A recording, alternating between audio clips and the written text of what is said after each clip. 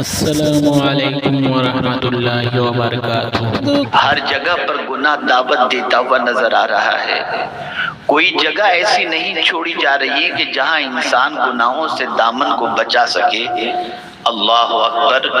میرے پیارے آقا صلی اللہ تعالی علیہ وسلم کے پیارے دیوانوں، جب سچویشن اتنی خراب ہو جائے تو ہماری نظر قرآن پر ہونی چاہیے، رسول گرامی وقار صلی اللہ علیہ وسلم کے ارشاد پر ہونی چاہیے، اور اولیاء کرام علیہم الرضوان کی تعلیمات پر ہونی چاہیے، تاکہ ہم زندگی گزارنے کے اصول بھی سمجھ سکیں اور اپنی دنیا بھی برباد کرنے سے بچیں اور اپنی آخرت کو بھی برباد ہونے سے بچا لیں۔ شاید ہی کوئی مسلمان بچہ ایسا ہو روئے زمین پر جس سورت کی تلاوت کا میں نے شرف حاصل کیا وہ سورہ مبارکہ اسے یاد نہ ہو۔ سورہ فاتحہ کی چند آیتوں کی تلاوت کا میں نے شرف حاصل کیا۔ ہر رکعت کے اندر بندہ یہ سورہ مبارکہ کی تلاوت کرتا ہے۔ نفل پڑھ رہا ہو تو یہ سورت پڑھے گا، واجب پڑھ رہا ہو سورت پڑھے گا، امام کی اقتداء میں اگر نماز ادا کر رہا ہے تو امام یہ سورت کی تلاوت کریں گے۔ غرض کہ کوئی نماز ایسی نہیں جس میں یہ سورہ مبارکہ کی تلاوت نہ کی جاتی ہو، لیکن اس قوم پر افسوس نہ کیا جائے تو کیا کیا جائے کہ حالت نماز میں اللہ سے کی جانے والی دعا کے بارے میں بھی وہ کچھ نہیں جانتا، اور کیا مانگ رہا ہے اس کی بھی اسے خبر نہیں ہوتی، بس ایک رٹو طوطے کی طرح زبان سے ان کلمات کو ادا کر رہا ہے۔ کبھی آپ نے سوچا آپ سورہ فاتحہ میں اللہ سے کیا مانگ رہے ہیں، اور جو مانگ رہے ہیں اس کو پانے کی تمنا آپ کے اندر کتنی ہے؟ مجھے تو کوئی قوم ایسی نہیں ملتی جو قوم خدا سے کچھ مانگ رہی ہو اور اسے یہ بھی نہیں معلوم کہ وہ کیا مانگ رہی ہے۔ میں اگر اپنی قوم سے سوال کروں کہ آپ پڑھتے ہیں اہدنا الصراط المستقیم صراط الذین انعمت علیہم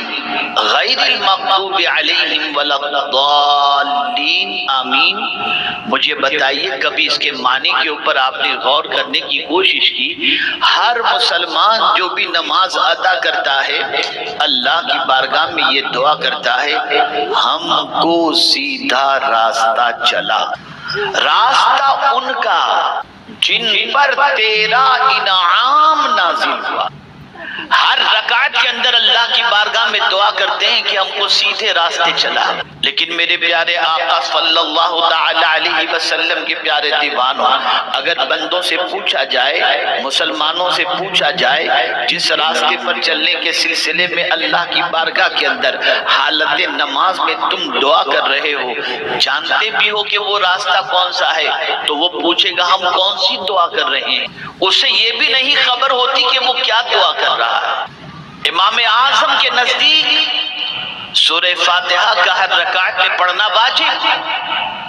اب جب تم ہر رکعت کے اندر یہ دعا کر رہے ہو کہ ہم کو سیدھے راستے پر چلا، تو اے بندے تو جب دن میں اتنی رکعتوں کے اندر سیدھے راستے پر چلنے کی دعا کر رہا ہے تو تیرے قدم پھسل کیوں رہے ہیں؟ تیرے قدم غلط راستے کی طرف بڑھ کیوں رہے ہیں؟ تیرے قدم کے اندر لغزشیں کیوں پیدا ہو رہی ہیں؟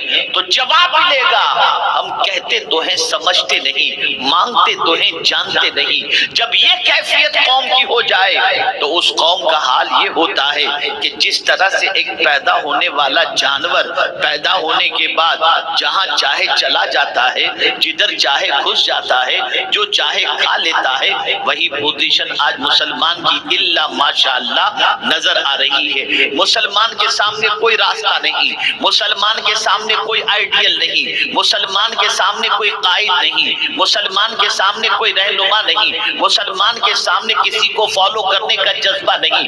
اللہ اکبر۔ نماز میں تو دعا کر رہے ہو ہم کو ان کے راستے پر چلا جن پر تیرا انعام نازل ہوا، لیکن ہماری پوزیشن یہ ہے ان اللہ والوں کے راستے سے بھی ہمیں واقفیت نہیں ہے۔ میرے پیارے آقا صلی اللہ علیہ وسلم کے پیارے دیوانوں، اب آپ دیکھیں نا، ہم سورہ فاتحہ پڑھتے کب ہیں؟ کیا قاعدے میں پڑھتے ہیں، رکوع میں پڑھتے ہیں؟ نہیں، ہم سورہ فاتحہ قیام میں پڑھتے ہیں۔ ہاں، عذر کی بنیاد پر اگر کوئی بیٹھ کر کے نماز ادا کر رہا ہے تو وہ بیٹھ کر پڑھے گا، ورنہ میکسیمم لوگ سورہ فاتحہ کی تلاوت کرتے ہیں حالت قیام کے اندر۔ تو اب حالت قیام میں اب آپ کھڑے ہیں اور کھڑے رہ کر اللہ کی بارگاہ میں دعا کرتے ہیں، ہم کو سیدھے راستے پر چلا۔ اب آپ کو چلنا ہوگا، قدم بڑھانے ہوں گے اس راستے کی طرف جس راستے کی طرف چلنے کی دعا اللہ کی بارگاہ میں آپ کر رہے ہو۔ اب میں آپ سے پوچھنا چاہتا ہوں، کبھی جاننے کی آپ نے کوشش کی کہ نبی کا راستہ کون سا ہے؟ کبھی جاننے کی آپ نے کوشش کی صدیقین کا راستہ کون سا ہے؟ کبھی جاننے کی آپ نے کوشش کی شہداء کا راستہ کون سا ہے؟ کبھی جاننے کی آپ نے کوشش کی صالحین کا راستہ کون سا ہے؟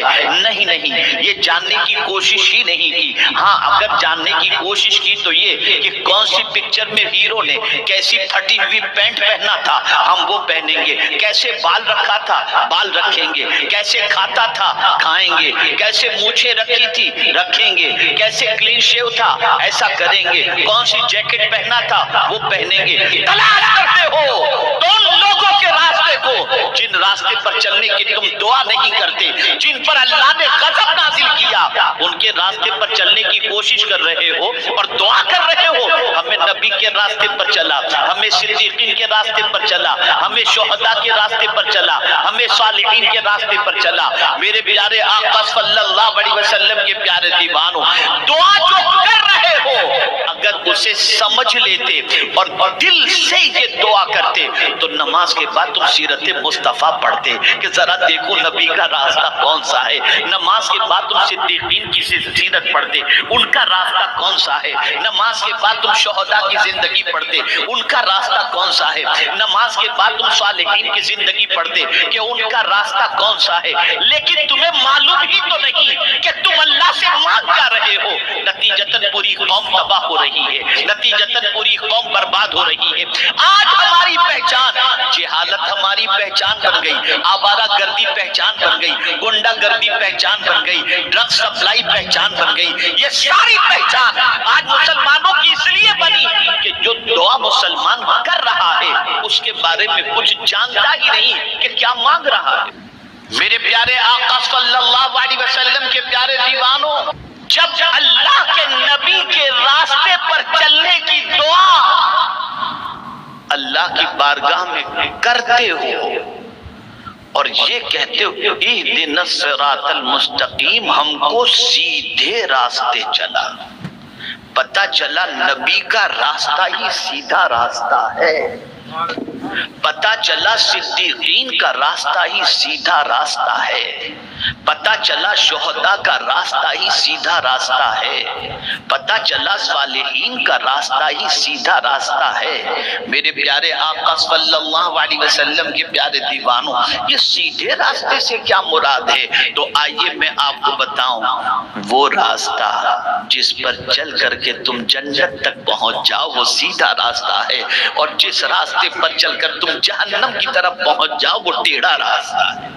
ویڈیو کیسی لگی کمنٹ کر کے ضرور بتائیں، ویڈیو کو لائک اور شیئر کریں، ہمارے چینل کو سبسکرائب کریں۔